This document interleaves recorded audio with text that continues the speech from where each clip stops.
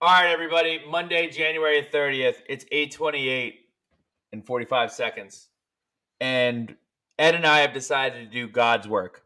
We just stayed up and we watched an hour and a half telethon on ACC Network telling us what the schedule was in a long, drawn out, completely unnecessary. I'm kind of poo pooing on the ACC Network, but that was just. Am I being dramatic, Ed, or was that too much? I don't think it was too much, only because it didn't take them the whole 2 hours to get the schedule out. Thank God.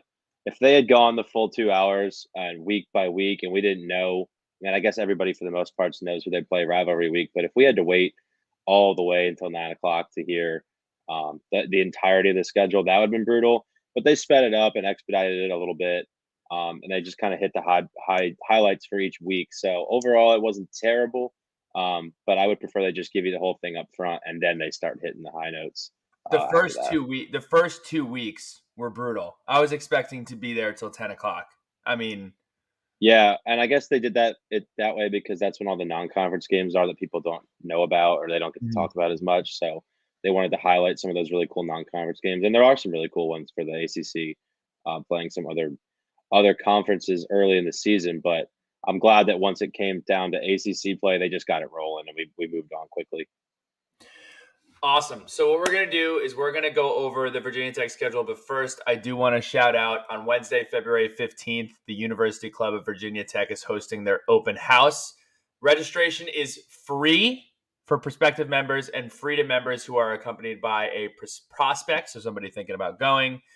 So calling all Hokie softball and baseball fans, now is the perfect time to experience the most exciting venue in the local community and learn about the benefits included with the membership. The club has an unbeatable view of Tech Softball Park. That is true. I have been there, and is the best spot in town to celebrate a Hokie win, offering complimentary hors d'oeuvres and choice of one house drink for prospective members. Tour the club along with our private event spaces, meet our membership team, and enjoy on-site incentives for becoming our newest member. I can't say enough positive things about the University Club for somebody who spends a lot of time in Blacksburg. Going down there, if you're a member, you get great breakfast. They have awesome options for lunch and dinner. Beautiful spot and parking on campus. That's something that you're always worried about. So check them out, University Club. We will go ahead and put the link to register in the article and on social media. Let's dive into the schedule. We'll give quick thoughts on each one. September 2nd versus Old Dominion. Hate it. Ed, any Uh, I'm gonna be playing a tough game with myself that day of do I stay at Smith Mountain Lake or do I drive to Blacksburg to watch this game? Because it'll be fun if we win, but there's a big but there. mm-hmm. It's tough to September leave. It's tough to leave Smith Mountain Lake when it's beautiful like that. So I'm gonna have a hard time driving back over those mountains to watch ODU. But hopefully it's a non-issue and we handle business. September 9th versus Purdue. Pretty cool. I've I'm said fired up. before. I've said before, like the Purdue win in 2000. I can't remember if it was 14 or 15. Those years kind of. I believe it was 15 because it was when Brendan Motley was hurt, or it was when Brendan Motley was replacing Michael Brewer, who had a collarbone. So it has to be 15. But we beat the dog bleep out of Purdue that day. It put up like 58, 59, a capstone performance from Scott Leffler that year. So we got Purdue coming to Blacksburg. I'm excited. I'm excited. We don't get to play the Big Ten very often. Yeah, I'm fired up. I love obscure home non-conference games. That's gonna be fun. September 16th at Rutgers. Sign me up. Can't wait. Bagels, pizza, fist bumping, Sopranos references. I mean, it's going to be an all timer. Unfortunately, Juice Terrell Smith was on staff at Rutgers. He is now at Boise, but we're still going to have a grand old time. Piscataway is not ready for the party that the Sons of Saturday and Virginia Tech are bringing. I do not share the extremely high levels of enthusiasm You are going. as You my New Jersey native friends, but Mhm. I will say it's an interesting game. I mean, back to back Big Ten games that'd be kind of cool. At Marshall. Yeah, cool. I mean, I guess there's some somewhat regional ties to Marshall, and obviously why we're playing that game goes back a few years. Marshall's not a bad team either, so I think that might be a tough one for Virginia Tech. Um, but yeah, I mean, it's hard to get super excited about an at Marshall on the schedule. Pittsburgh on September 30th. I can't remember the last time we've played Pittsburgh this early. I always call our Yeah. games against Pitt the Grit Bowl. It's going to be a little weird to play that game. It's probably going to be 70 degrees, maybe 65 degrees in Blacksburg. But September 30th versus Pitt. Yeah, that's usually like peak Blacksburg weather, so that should be really Mhm. fun. And it does seem odd playing them when it potentially could be warm out, but um, I think it's a good spot for Pitt to fall in the schedule in terms of the layout overall for Virginia Tech too. October 7th, the Hokies travel to Tallahassee, which was a ton of fun when the Hokies traveled to Tallahassee in 2018. 2018, both programs, everyone thought they were going to be really good. They both turned out to be really bad, but we won the game. So Virginia Tech travels back down to Tallahassee on October 7th. I don't have a whole lot of thoughts. Florida State is one of the favorites, if not the singular favorite to win the conference. So that might be a tough one for Virginia Tech, but we'll have already had some really good tests going into it. So we should know a lot about the Hokies by the time they do travel to Florida State. Cool environment, cool away game. I wish Virginia Tech was a little bit better going into that one. October. We don't know how good we are, Ed. I haven't I given. know. I haven't That's given true. my. I haven't given my 11 win prediction yet. That's Um, true. so That's true. we'll see. We'll see. After we go to Florida State, we come back home and play Wake Forest in what I was very proud of, the Meme Demption Bowl in Blacksburg. Wake Forest comes to Blacksburg. Any thoughts on Wake? No Sam Hartman. I would have to assume that they still find a way to score a lot of points in that Wake Forest offense. But coming off of the Florida State game, coming back home to play Wake Forest, it might be a breath of fresh air for the team. Still very, very much in the peak Blacksburg weather range there, Mm. October 14th. So looking forward to a home game in mid October. October 21st, the Hokies are big chillin' bye week. And then Needed it. needed it. October 26th, Halloween, Thursday night, the Syracuse Orange come to Virginia Tech. Nostalgia. You can feel the nostalgia. Thursday night, we got blessed with a Thursday night. Not only did we get blessed with a Thursday night game, we got blessed with a Thursday night game coming off of a bye. I remember it more times than this, but from my quick research, the only time I could find in the last 4 years where we had a quick quick turnaround that screwed us, we played West Virginia on 4 days rest in 2022 after playing against Wofford. So glad that we got the bye week before we play on Thursday against Syracuse. All eyes on Blacksburg. So show up, show out. And then November 4th, Ed, I'm just going to let you go ahead and talk about this one. We're going to Louisville. Yeah, I'm excited. I would like to find a way to go to that game, and I think we probably will find a way to go to that game. Hit some distilleries while we're out in that part of the country. Should be a good time. Louisville had a deceptively good year last year, so Mhm. that might be an interesting game for Virginia Tech, but definitely a part of the country I would love to visit. When I saw Boston College on the schedule, I was already like in my head, I was like, yo, maybe we'll play him in September. Maybe we'll play him in October. Hit a baseball game. Hopefully, we get some nice Boston weather. Yeah, Hopefully, we get down there before it gets cold.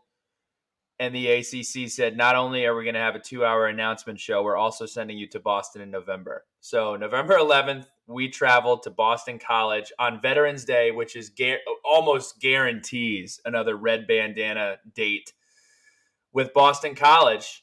Um, it's going to be a gritty game. That's those are my thoughts. It's going to be cold, and that's that. yeah. I wish it was early in the year too. I would have liked to go up there and hit Fenway and all that stuff, but a lot less interest for me in November to go to Boston. Then play NC State at home on November 18th. The Pups are coming to town. It's going to be a very different looking NC State team.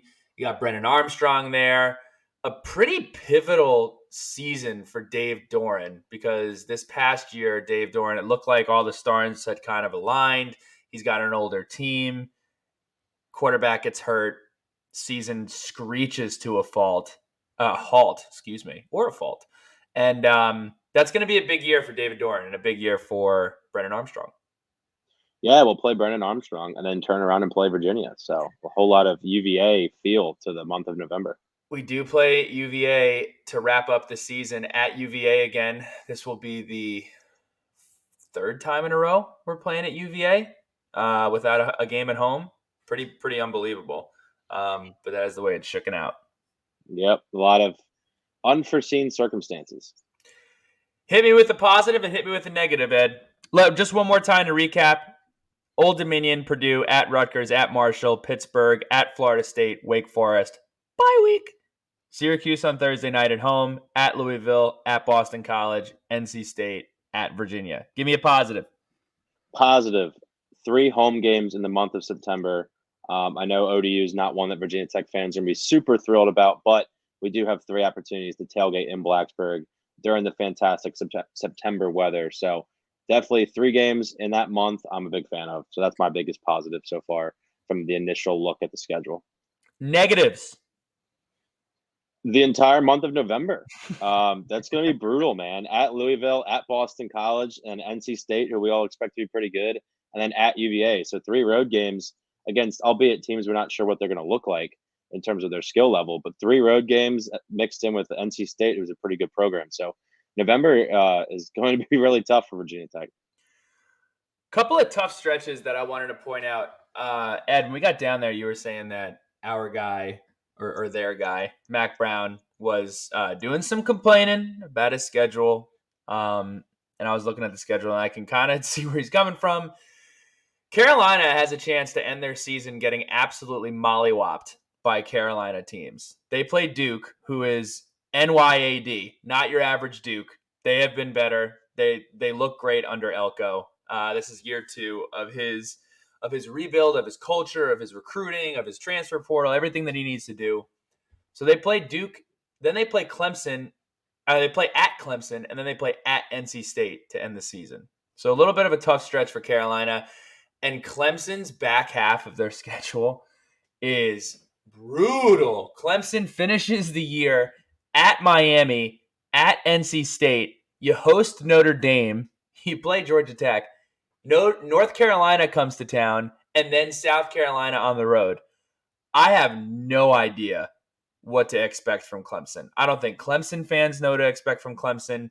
I know that, the ACC is kind of benefiting from Florida State looks like they're going to start carrying their own weight in the ACC. It looks like Miami's going to be a little bit better. We've been saying that for such a long time.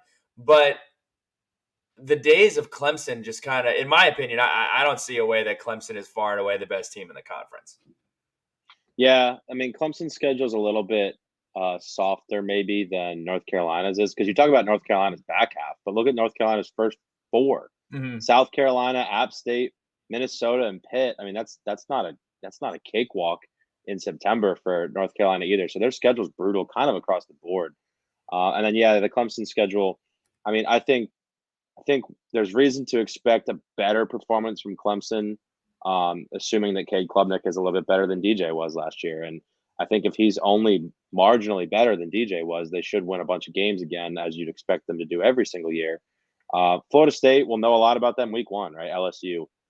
That's going to be a big test for them, and kind of see if they can springboard themselves into the season that we all hope they can have. But there's some interesting stretches throughout for everybody, right? Pitt's got Cincinnati, West Virginia, North Carolina, and then us. So Pitt's got a tough 3 games going into the Virginia Tech game. There's some weird ones all across the board. Look at who UVA starts out with: Tennessee, JMU, Maryland, and NC State.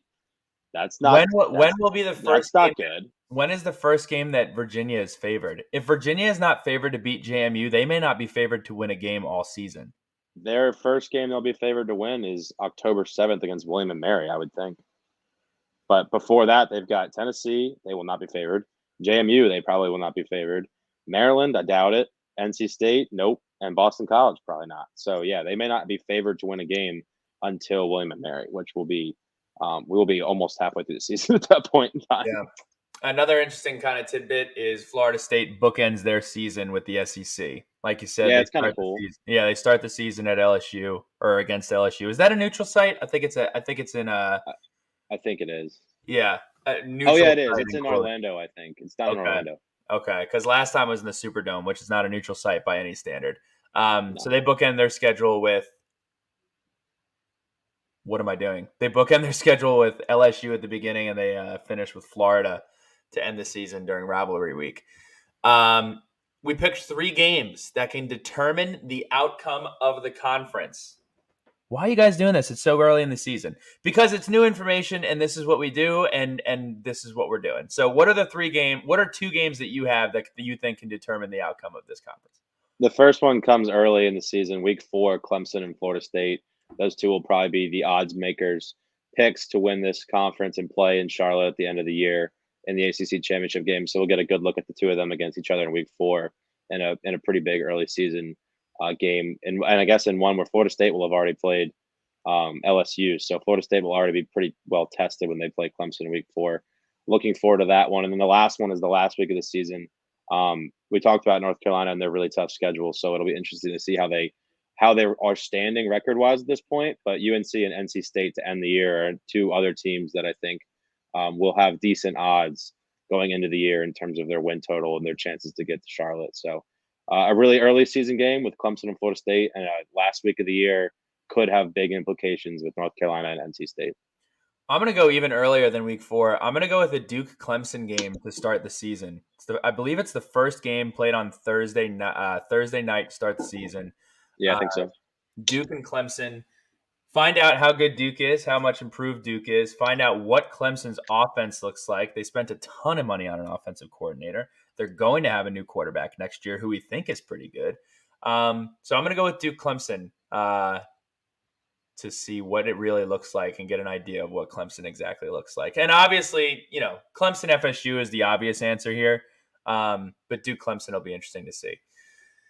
Here's what we're going to do now. We're going to do, I can pick one game to be at, whether it is at home or whether it is away. I'll kick this off. I'm going to go to all the home games I can. I'm probably going to go to every single home game this year. But give me Syracuse on Thursday night. It's going to be a ton of fun. Place should be packed. Another opportunity to show off the tremendous fan base that is Virginia Tech, playing against a team that there is a ton of history with in the early 90s, late 90s. A heartbreaking loss, but the last time that Syracuse was in town was an amazing game. So give me Syracuse on Thursday night. Yeah, that's a good one. Thursday night games are always a blast. I know we had a really good time together last year at the West Virginia game. I'm going to go with Purdue in week 2.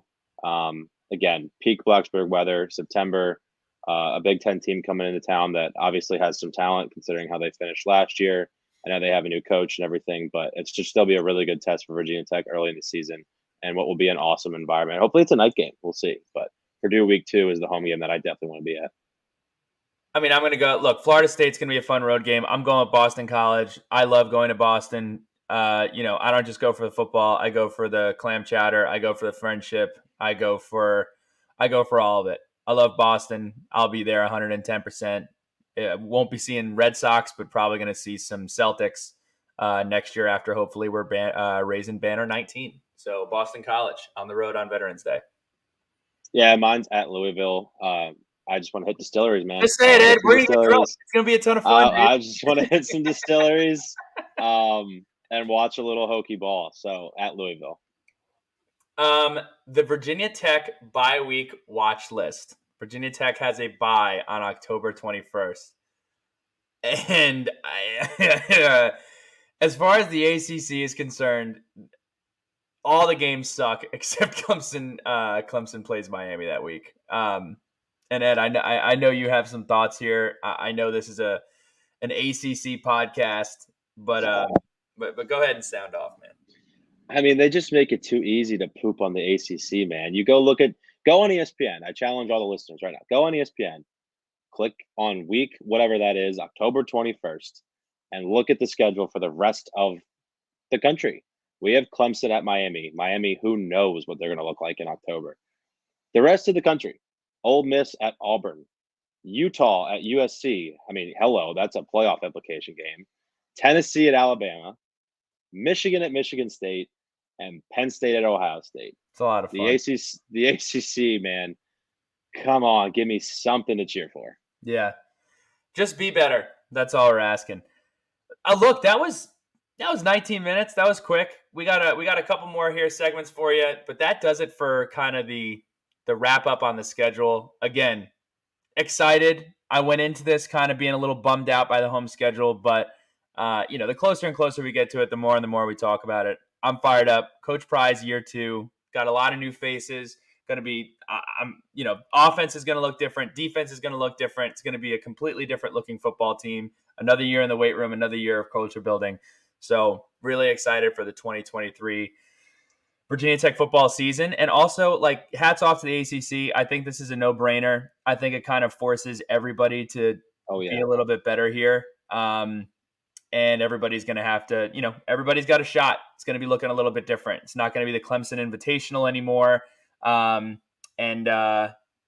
It's fun. It's fun. I also want to add, I wish that it rotated the teams even more often. It's good for fans to see other teams, especially fans who go to every home game and they make this their thing that they do and they spend their money on as a family throughout the year. Is we're going to go watch Virginia Tech football, whether it's home or away. It's good to see other teams go travel to other places. It's good for everyone in the conference to have people traveling to their town to watch college football. So I'm glad they're doing it. I almost wish they would do it more often. It's kind of like Major League Baseball, where they seem to think it's necessary to play. The Nats and the Mets seem to play each other 27 times a year, but we don't get to play the Angels for once every 5th year. I don't know why MLB does that. They're trying to fix that, and I'm glad the ACC is doing the same. It's just good for everybody. We're going to take a quick break. All right, we are back with another segment of the Pylons. We have no Pat this time. It's just 2. And we have a couple good ones. We wanted to do something that would be unique to you and I. Ed, we have a little bit of a unique musical taste. So we are doing the Pylons for top musical artists for us right now. But a little weird. So this is an opportunity for you, the listener, to get put on to some new music you may have not heard before. So I'm going to kick this off. If you follow me on social media, if you know me as a friend, I can't say enough positive things about Mount Joy. I love Mount Joy. I have seen Mount Joy in 4 states. It'll be 6 at the end of it'll actually be 7 probably by the end of 2023. So I love Mount Joy. That's my first pick. Yeah, mine's kind of the same little spiel that you just did. I've seen this guy 3 times in a calendar year. Planning to hopefully do it again this year. But Zach Bryan's my 1 seed by a long shot. So Zach Bryan. I know this one is on your list. It's also on my list. Dang it, dude. Yeah. She is from Giles County. She is incredibly talented. She is awesome. Her name is Morgan Wade. So Morgan Wade is my 2nd round pick for artists you check out. Seriously, go on Spotify, check out Morgan Wade. She has 8 songs. Last Cigarette is great. The Night is great. She's great. Give her a listen. Technically, she's from Floyd County because she's Floyd from County. Virginia. My apologies. So, Floyd County. If you were on the Pylons episode when we debuted it, I talked about Floyd a lot. Morgan Wade, Floyd County. My 2 seed is not really someone that anyone's going to be unfamiliar with, but it's got to be Luke Combs. He's been my guy for a long time. I will be seeing Luke Combs in Charlotte with Pat Finn in July. So if you, all these Charlotte listeners, if anyone's going to be at that concert at Bank of America Stadium, hit me up. That should be a good one. I can't. If you are the person who is being put on to Luke Combs off of that recommendation, please let us know. I'm gonna go with the Bleachers. The Bleachers are fantastic. Their lead singer has produced dozens of Grammys songs, so I'm gonna go with the Bleachers. Yeah, the Morgan Wade one threw me for a loop here. I actually saw Morgan Wade and Zach Bryan open for Luke Combs because I was going to hit all of them in my list. But I'm going to go with Whiskey Myers, Southern rock band. If you're a Yellowstone fan, you've seen them on that show a few times. But Whiskey Myers are awesome live. And I'm going to round out my list with Rustin Kelly. Rustin Kelly is Casey Musgrave's ex-husband, and he basically just sings about how much he hates Casey Musgraves, which I don't, but it's very vengeful, kind of bluegrassy music. I think you'll enjoy it. So check out Rustin Kelly. My last one's got Virginia flair as well. 49 Winchester, a band down from good pick. Russell County, Virginia. I guess Russell County falls between Blacksburg and Big Stone Gap. So Billy Wright, Big Stone Gap football player from Virginia Tech. Ready to go. James Mitchell. There we go. Love it. So, yeah, 49 Winchester, literally Southwest Virginia flair. Yep. That does it for the pylons. Again, send us your obscure musical takes, your obscure musical folks. Put me onto some new music. I'm always down to check out new stuff. What is going on in Hokie sports this week before we wrap it up? Queens of Castle will be recording this week. Shout out to them. They had a big win in Virginia. Won both meetings against Virginia. Kayana Trailer hit a half-court shot. It was a ton of fun. Let's go. Go girls. 13th ranked in the country. Braylon Johnson is recording an episode with Hans Hammer tomorrow night. That will be on this feed. And then as far as Memory Lane is concerned, we are doing a rewind on the London Parentes has the ball stuck on the rim UVA game from 2000. I believe it was 2017, February 2017. So I think that'll you're be a right. fun one as well. Are you joining, Ed? Are you going to be there for that one? I believe I am. Okay. And we might be talking to this is not a problem. I promise we might be talking to a Hokie from Hokie Past about this game. So stay tuned for that. January 31st, which is tomorrow or today, if you're listening to it, or it already happened if you're listening to this late. And if that's the case, so be it. Turn on notifications and let you know when the episodes do come out.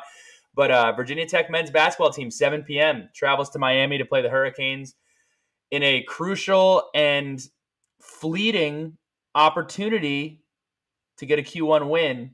Ed, any thoughts on this game tomorrow? Expectations? What do you think? Please guard Isaiah Wong, or it's going to be a long night. We've been saying that for 5 years, 6 years. Yeah, he's been there for a very long time. But whether it's Sean Padula or Hunter Couture, someone please guard Isaiah Wong. That's Could all. be MJ Collins. Could be MJ Collins. Could be anybody, but it needs to be somebody. That's right. February 2nd on Thursday, again, the 13th ranked Virginia Tech women's basketball team takes on Syracuse at home. February 3rd on Friday, the Hokies take on Duke in Durham, looking to bounce back from that loss against Pittsburgh. And Ed, we will be in town Saturday night. Virginia Tech takes on, sorry, it's not Saturday night. What day is it? Saturday noon. Saturday noon. Night. The sun will be on its way down at noon. It's on the way. It's over the hill. Saturday. Sure. Saturday at noon, we will be in Blacksburg for the game against Virginia. I am really excited to see the atmosphere in Blacksburg. Weekend, have to have it. Quarter-1 opportunity again. Kihei Clark's this will be his last time coming to Castle Coliseum, I believe. I'm good. I'm good on playing Kihei Clark and Isaiah Wong. They can both graduate. Yeah. So huge game. We may have a couple of tickets to give away for that game. So keep your eyes and your ears open. Sleep with one eye open. I always try to tie it in. Sometimes it doesn't work. This is one of those times. But that's a podcast. Wanted to come on, give you something snackable. Really excited about the 2023 schedule. If you have any thoughts on it, tweet at us, Instagram us. If you're listening to this podcast on Stitcher, Google, Amazon, Spotify, Apple, give us a review. It does help us. It means a lot. Hit that subscribe button. And don't forget, you can also watch all of these podcasts on YouTube. Shout out to all of our sponsors. Ed, shout out to you. I know you got a little bit of a headache. Get you some Tylenol, get you some aspirin so you can feel a little bit better.